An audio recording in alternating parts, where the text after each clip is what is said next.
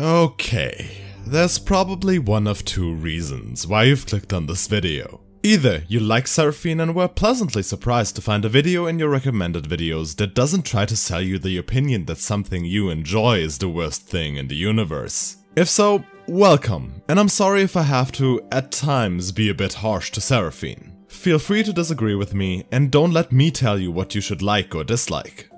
The other option is that you are one of the people who believe that Seraphine is the worst thing in the universe. If so, you've probably already left an angry comment and left. If you are still here though, maybe, just maybe, you might actually be willing to engage with an opinion different from your own. This video is not trying to tell you that you are wrong or that you should stop hating Seraphine. That's your own choice. It's here to provide an opinion differing from the narrative that's pretty consistently been spread about Seraphine. If you're willing to discuss this topic respectfully, you're not just welcome, I'm honestly very appreciative for your input in the comments. I'm interested in what you have to say. But okay, with this disclaimer out of the way, what is even going on here? What's this video about? Well, let's have a look. It's October 2020, about 1.5 years ago. Seraphine, the 152nd champion in the league roster, has just been released. Her champion spotlight in a few days has amassed 61,000 dislikes compared to a measly 39,000 likes. Reddit is on fire. The promotional Twitter account of Seraphine is being bombarded by spam and hate. Multiple huge YouTube personalities in the league community released one or multiple videos expressing varying levels of dislike of the new champion. What happened? Well, there are a multitude of reasons why Seraphine was received with such dislike as she has. The main reasons, however, I believe are the following. First, there's the Sona problem. Her gameplay and theme are far too similar to her, making her seem like just a better Sona that got the ultimate skin she deserved. Her character design is heavily criticized. She's being called little more than a pandering cash grab, and the fact that her design doesn't connect her to Piltover as a region causes many fans to post their own redesigns. Her lore also isn't safe. The fact that her KDA lore is quite a bit more expansive than her Runeterra lore makes people believe she simply got forced into Runeterra. Her lore is generally agreed upon to be very bad, and then, of course, there's the Bracken controversy. More than 1 year later, the fires have calmed down a little, but Seraphine still isn't exactly in a favorable spot. She's become a kind of inside joke at this point, the champion that's so bad it's almost funny. All this hatred makes you wonder, can a champion really be that bad? Well, you've seen the title of the video. I don't think so. I feel like the hatred she received is wildly disproportionate to the problems she actually has. And don't get me wrong, she does have problems. A lot of them actually. But in this video, we're not going to answer the question, is Seraphine good? But rather the question, is Seraphine really that bad? To do that, we'll address each of the pieces of criticism I've mentioned before. As some of you may have noticed, there are some common pieces of criticism that were actually missing from my retrospective, because, well, people really didn't like this champion, and I don't want this video to be 5 hours long. However, I feel like the ones I mentioned are the main ones that cause people to dislike Seraphine. So, without further ado, let's get into it, trying to ascertain whether Seraphine truly is that bad, starting with...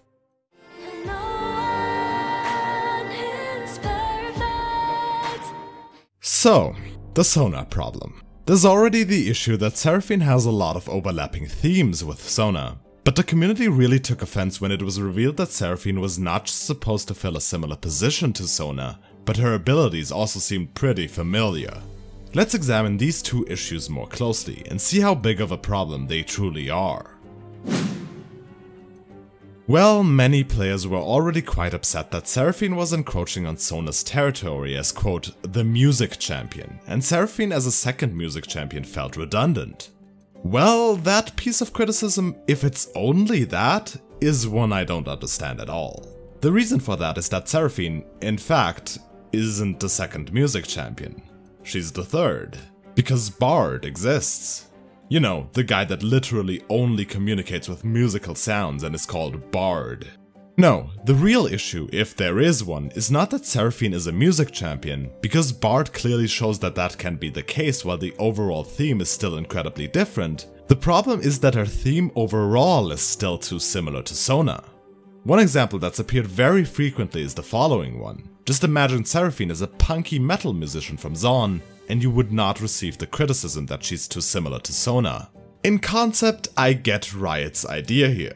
Sona is supposed to be the graceful diva of classical music, while Seraphine is the sparkly, more modern pop star. And I think in terms of lore, they managed to draw that distinction quite well. The contrast between Sona, who is literally mute, and Seraphine, who is a vocalist, also emphasizes that.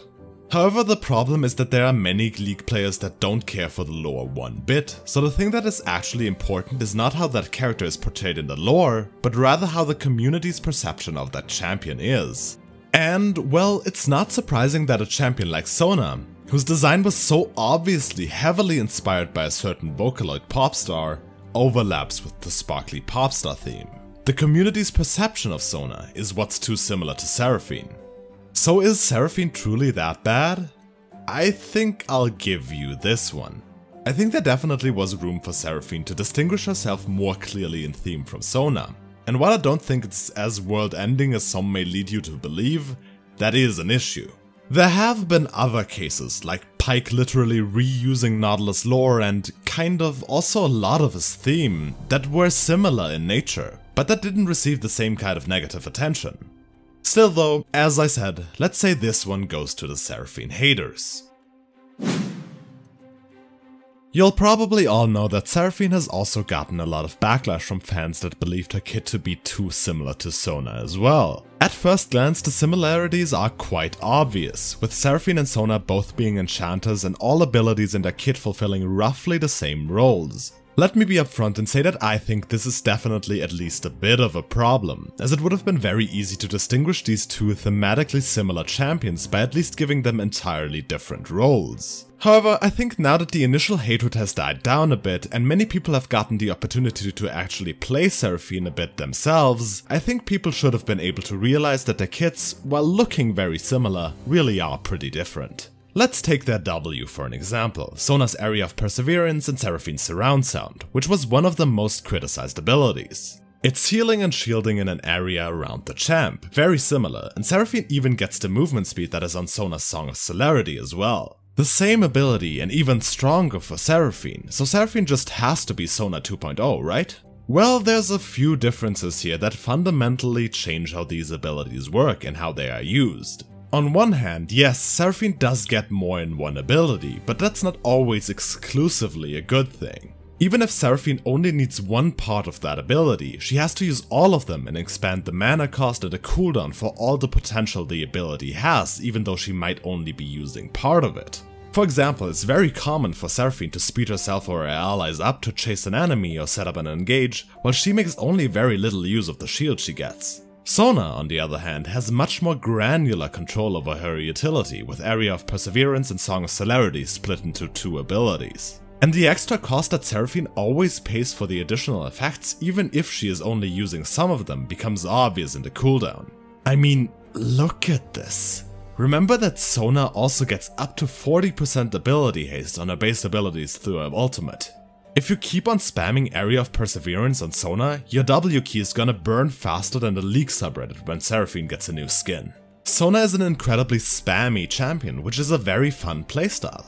A lot of the time she can spam her abilities as soon as they come off cooldown, while her focus lies on her choice of power chords that she weaves in between, and on her positioning, because all of her abilities require her to be in the middle of the team compared to Seraphine's one ability, and because she has much shorter range.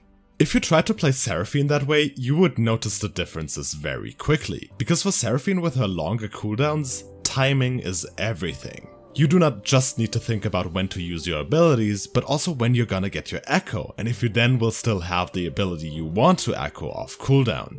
This shows that their passives are also a case that looks similar, but really isn't. Seraphine's echo feels so different from Sona's power chord, and they're both their own very fun minigames. Furthermore, their ultimates Encore and Crescendo, while very similar in concept, actually also are quite different in practice. Because Crescendo's cast time is so much shorter than that of Encore, and Encore's projectile also travels so much more slowly, that gives Sona many possibilities for plays like flanks, flash ultimates, or even just speeding herself up with the Song of Celerity and reliably catching an enemy, that Seraphine simply can't do. Seraphine has much higher potential, but Sona is much more reliable and flexible. We haven't even talked about their E's, which are probably their most different abilities, and we haven't mentioned that Seraphine is entirely skillshot based while Sona only has Crescendo, and that Seraphine can also flex to other roles like mid or bot because she has wave clear, which again significantly changes the way they feel to play. Honestly, as someone who has played a ton of Sona and a ton of Seraphine, it's hard for me to imagine anyone spending a lot of time playing these two champs and thinking they're too similar. Actually, within the Enchanter role, I feel like a champion like Karma may actually be just as similar to Seraphine as Sona is. Those similarities just come with the territory. And for those of you saying that Seraphine is just a better Sona, have you looked at their performance? Sure, Seraphine was massively broken when she came out, and at the beginning of Season 11 as new champs tend to be, but she got nerfed and has since then not really been a major problem anymore. Aside from that spike, Sona has consistently been performing a lot better than Seraphine since her release. I mean, Sona's lowest point in win rate in that time frame still is about as high as the win rate spike Seraphine has had in the last patch, which is also her highest win rate since that enormous spike at the beginning. And that's Sona's lowest point. Hey, it's Editing Poet here. A little addendum here. This video was a lot of work and therefore took a long time to make, so the time for writing for this was actually quite a while ago. And of course, Riot just had to go ahead and release a patch in the meantime that buffed Seraphine by a substantial amount and therefore changed the data quite a bit. At the time of writing this bit here, Seraphine is sitting on a 53.4 win rate in the bottom lane, which is quite a bit more than she had when I initially wrote this part. However, that's just her ADC win rate. Her support win rate is actually quite a bit lower and sits a little under 51%, which is actually still lower than Sona's current win rate. I think since Seraphine is mainly very strong in a different position from Sona, and Sona still has a very good win rate, my point that just because Seraphine is in the game, that doesn't completely invalidate Sona's existence still stands. Also, this is an unusual situation since Seraphine got overbuffed, so it should be an outlier at best. Anyway, I will continue to edit this monster of a video now. Why am I doing this to myself? And I hope you'll enjoy the rest of it very much. So is Seraphine truly that bad? No, I don't think so. It's obvious that champs in a similar role are going to do similar things, but I think Seraphine's abilities mostly just look similar to Sona's, but are used entirely differently in the game. You don't need to be strong every single day. Seraphine's character design was, of course, also a major cause of criticism when she was revealed. The main two issues people had with her is that she is yet another champion in a long row of conventionally attractive champions, and in an even longer row of conventionally attractive female champions. Her design felt like it pandered to the particular people that enjoyed that type of design, instead of actually being something new and innovative, which seemed like an obvious marketing ploy to sell her ultimate skin. The other piece of criticism often mentioned is that Seraphine doesn't really have any visual signifiers that tie her to a home region of Piltover, failing to do the visual world building that people have come to expect from Riot. Like before, let's take a closer look at these two issues. Yes, Seraphine is another generically attractive, conventionally good-looking, sexy champion. She could be so much more interesting if she wasn't. She follows a boring and arguably even harmful trend, and that's not great. I fully agree that Seraphine is part of the problem. But that's just it. She's part of the problem. As big a part as Ahri, Ashe, Samira, Katarina, Lux, Janna, Kai'Sa, LeBlanc, Qiyana, Sivir, or Zyra are, just to name a few. Did any of these other champions receive even close to the harsh criticism that she got? No, not at all. And notice that these champions I've mentioned differ wildly in when they got released. There are some champions that have been in the game since its release, like Ashe, Janna, or Katarina, and there are some fairly new ones, like Qiyana, Kai'Sa, or Samira. This isn't a new thing. Seraphine isn't everything wrong with modern League of Legends, she's everything wrong with League of Legends, period. Sure, Riot had that time from about 2014 to 2016 where they actually pushed what they could do and released some of the most amazing champions the game has, among them female champions with more different body types or facial features like Kalista, Illaoi or Taliyah, but pretty much every female champion that has been released before and after that time period could be criticized just as heavily, or arguably even more heavily than Seraphine.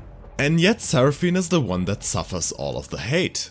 At least for her, it fits into her character archetype. The fact that the cute, sparkly pop star is, well, cute, works with the character.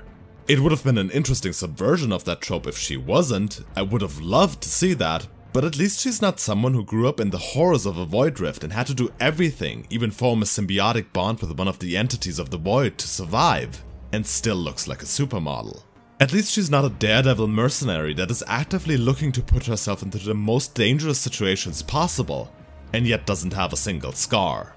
At least she's not an archer from a frigidly cold tundra where everyone wears furs and thick leathers to try to keep themselves warm, but wears a mini dress and thigh highs. I get it, Seraphine could have been more interesting, but at least her prettiness doesn't harm the character as it does for so many others. So is Seraphine truly that bad? No, I don't think so. The problem is there, people are right to call Riot out on it, but Seraphine is not the only offender, and she's far from the worst one. The other piece of criticism that often comes up when talking about Seraphine's design is the fact that she doesn't have any, or at least not enough, visual design aspects that connect her to her home region of Piltover. Piltover's kind of Victorian, Edwardian-esque fashion style, think England in the middle 1800s to early 1900s, combined with the steampunky aesthetic of Hextech is a very strong visual identity for the region, and not having that represented in her design is a bit of a waste, so that's definitely a valid concern. There have been tons of fan designs that have tried to fix this problem with, I think, big success, since they keep a lot of her design intact and still manage to connect her to Piltover. A similar thing can actually be said about many of the pieces of concept art that Riot has released in her Champion Insights. So, case closed, right? That's just bad and nothing more, right? Well, I don't think it's quite that simple. Let's think for a second about why Riot might have decided to design her in this way. You might immediately think that it's for pandering reasons, and while that may be partially true, I don't think one of the more Piltover adjacent designs like the fan designs or the concept arts would have necessarily been less pandering. I also think viewing every single design through the lens of what the corporate intention behind that design was makes many pieces of art very boring very quickly. It's always an aspect you should consider, but I think hyper-focusing on it leads to missing a lot of the intricacies. So what do I think was the reason why she's not connected to Piltover? Well, we have to understand that for character design, like for so many things in life, everything is a trade-off. When you make a decision to do something one way, you always also make dozens of decisions to not do it another way. Looking at some of Seraphine's official art, I think it may become obvious what Seraphine's design may have gained from not being connected to Piltover. Sure, she does not fit into the region, sure, she does stand out like a sore thumb, but I think that's kind of the point. We have to consider that her design shows her in what are supposed to be her stage clothes, the things she wears during a concert. And having a sparkly pop star stand out and very clearly distinguish herself from the other quote-unquote normal people in the region is actually, I think, a very potent case of visual storytelling. Now, the thing is, for a lot of the designs we talked about earlier, that's also still the case. However, I think it's not as jarringly obvious as it is with Seraphine's current design. You're free to prefer the other designs, and if I'm being perfectly honest, I do too. But I don't necessarily think that her current design is objectively inferior, since it does also fulfill a purpose, and that purpose required her to be different from the region's usual fashion. So is Seraphine truly that bad? Well, if you prefer the other design so much that the benefits of her current one are completely negligible to you, I guess she is. I personally don't think it's nearly as hate-worthy as some of the more fervent commenters might lead you to believe, but I definitely see the other side here, so let's give this one to the Seraphine haters as well.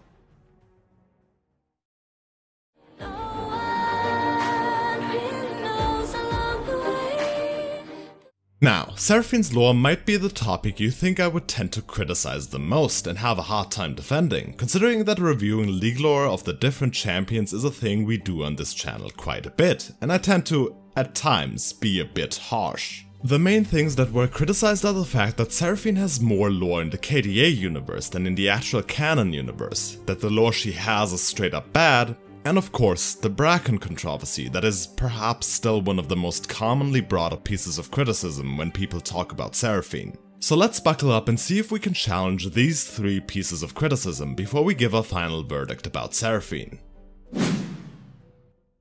With Seraphine's launch skin being an ultimate skin set in the KDA universe and heralding the long-awaited comeback of KDA, she also appeared in the KDA Harmonies comics that gave her quite a bit of backstory and helped establish her character. Well, her character in that universe, that is. In addition, she also got a promotional Twitter account that reflected what it would have looked like if that character in the KDA universe had a Twitter account, which also built this character quite a bit. With all that set up, it's perhaps not surprising that when Seraphine's canon lore was revealed and it was, let's say, underwhelming, people felt disappointed and thought that Seraphine had mainly been planned as a KDA member to sell her new skin, and her Runeterra lore was more of an afterthought. We obviously can't know for sure whether that was the case or not, so I'm not going to argue that this wasn't the case, but I think I have some arguments independent from that question. Actually, the reason why I think this isn't a particularly big problem is actually quite simple. At its core, people were not mad about Seraphine's KDA lore, but that hatred simply washed over from their disappointment with her Runeterra lore. The fact that she has more lore in the KDA universe would not be a problem if her Runeterra lore was still good. Whether or not that's the case we'll leave open for now since that's the next chapter, but I think it's worth mentioning regardless. Skin universe stories are always fun in concept, and some of them can actually be genuinely good, and I would definitely count Seraphine in the KDA universe among those genuinely good stories. Don't get me wrong, I could not care less about K-pop, that's just not my kind of genre, but I think the story of a bright young artist suddenly finding her way to the big stage and being able to perform with her role models is a story that we can all relate to, because we've probably all dreamt of it at some point. It's innocent and fun and harmless. When we criticize such a story so heavily, what we may be doing is discouraging Riot from releasing expansive stories in skin universes like KDA, like Star Guardian, like High Noon in the future. And that doesn't solve anything, right? These stories are merely a nice bonus, and even if you don't care about it, you can just ignore it. So is Seraphine truly that bad? No, I don't think so. This piece of criticism isn't your problem. Your problem is with Seraphine's canon lore, not with her KDA lore, so there's absolutely no reason to tear these alternative stories apart. But actually, there's one more thing here I want to briefly address. The questionable implications of her Twitter account are much too expansive to cover in this video. They're probably deserving of one entirely on its own, but there's one point here I want to raise that I think deserves to be mentioned. Social media is still an incredibly young medium, and storytelling through social media is even younger. Teasing a new champion through a Twitter account is, as a concept, incredibly interesting, unique and innovative. You know, the things that Seraphine was criticized for not being. I was genuinely impressed when I first saw Seraphine's Twitter account, because it was a breath of fresh air in how Riot handles teasing new champions. Don't get me wrong, the worries that were brought up about the parasocial potential this has and the possible harm done through this, as well as the ethics of using such a thing for corporate gain are all valid. But as I said earlier, while I think corporate intentions should be considered when examining something like this, and criticizing them is not just valid but necessary and good, I don't think that they should devalue a piece of art entirely. Even if we consider the major implications it had, I think one can view Seraphine's promotional Twitter as an attempt to be creative and unique, and an attempt that failed through the implications it carried with it. However, trying new things is what we want from Riot, right? And sometimes trying new things means failing.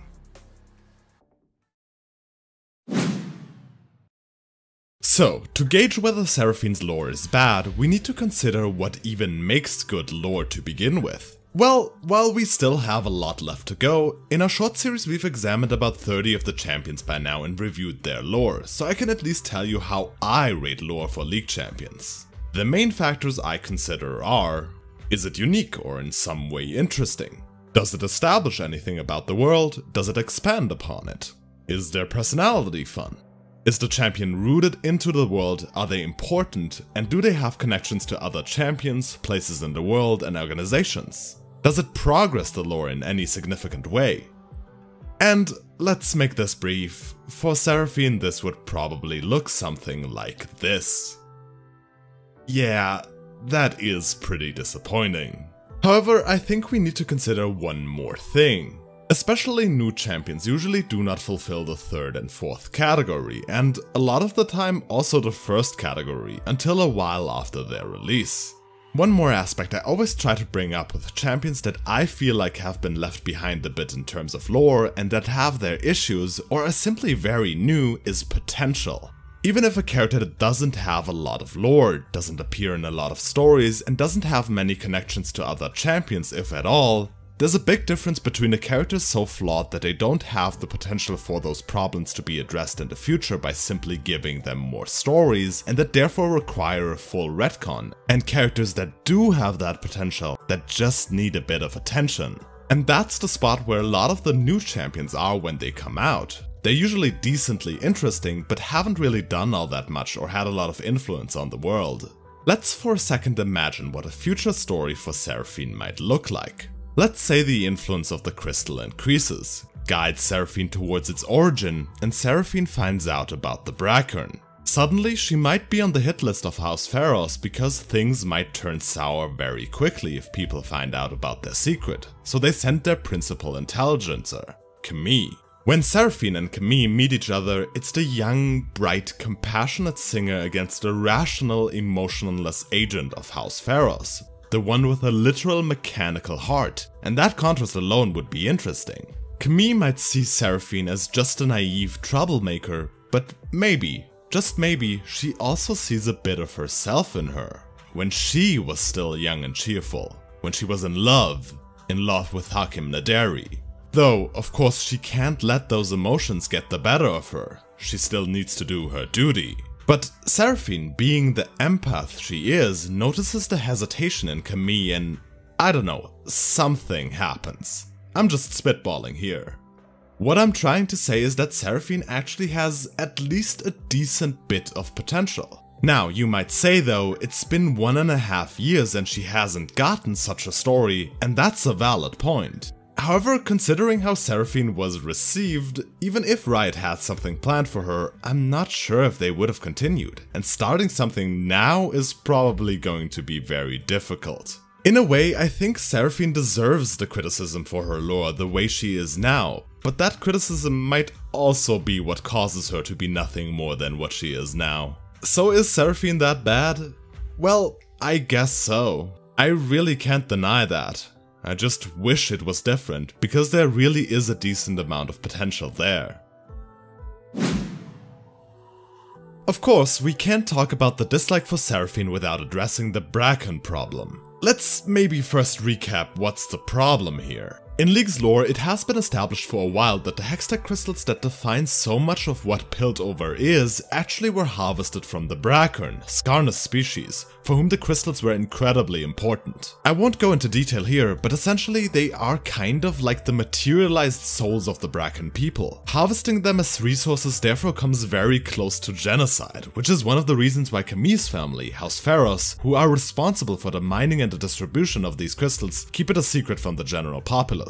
Today, most of the crystals are made synthetically, but the bloody origin of these crystals still remains. Now enter Seraphine. With her amplified hearing and empathy, Seraphine is able to hear the song of the crystal that resides in her stage. In her current lore, these are just vague feelings and impressions that are transmitted to her, but at the beginning it was stated pretty clearly that it was rather actually speaking to Seraphine, and that Seraphine was very much aware of where the crystal came from, and did nothing about it. Seraphine, who is continuously characterized in her lore to be one of the champions in the League roster with the highest focus on empathy, in that state of her lore, knew that her platform was powered by a person and did not react to that at all, either by stopping to use the platform or by trying to spread disinformation or anything. And to top it all off, there's this quote she had on PBE. I miss your kind too, Skarner. Would you like to hear their song? Okay, yes, this isn't just bad, it's outright horrible. And I think it says a lot about either how much thought was put into Seraphine's lore, or how much say the actual writers had in the process that this was publicized like this. People are definitely right to call Riot out on it. The way Seraphine's lore was initially published was seriously messed up. But there's still one issue with this I have. There are many champions in League that have had major issues in past versions of their lore. Did you know that once upon a time, Tarek's lore explained that he was from another world and was just randomly dropped into Runeterra? Like, apparently his character concept was so wild to the designers that they thought, no, we can't put that into a newly crafted fantasy world, we need an entirely new one for that. That's some really questionable writing choices there. However, does that really influence my opinion of the character now? Not really. I don't think it should just be forgotten completely that Riot made that mistake, but also, what more could I want than them to change it? It's not part of his lore anymore, right? And now you probably see the point I'm trying to make. The Bracken problem has been addressed and isn't part of Seraphine's lore in its current state anymore. Whether you like that current state of her lore should be irrelevant for the fact that talking about Seraphine like the Bracken thing is still very much part of her lore is not accurate. Now, you might say that issues like the Tarek thing are from a time when Riot was actually still a very small company, and they should know better by now, and yes, they should, but again, what more do you want than for them to change that part of her lore? Don't forget they made that mistake, that's not what I'm saying. But I don't think we should judge this character so harshly based on a fact that simply isn't part of the character anymore. So is Seraphine truly that bad? Well, she was, but I think the past tense is important here. The best things in life won't be perfect anyway. So, what is my final verdict on Seraphine? Well, since I've been pretty adamant about defending her and have tried my best to be positive in this video, you might think I'm going to conclude that Seraphine is actually really good and all of you criticizing her are just wrong. It's not quite that simple though. I personally would say Seraphine is okay. You know, average. She does have quite a few flaws, but she also has some things going for her. I don't personally feel any strong dislike towards her. If you do though, that's fine. You are entitled to that opinion, just as those that actually like Seraphine are entitled to theirs.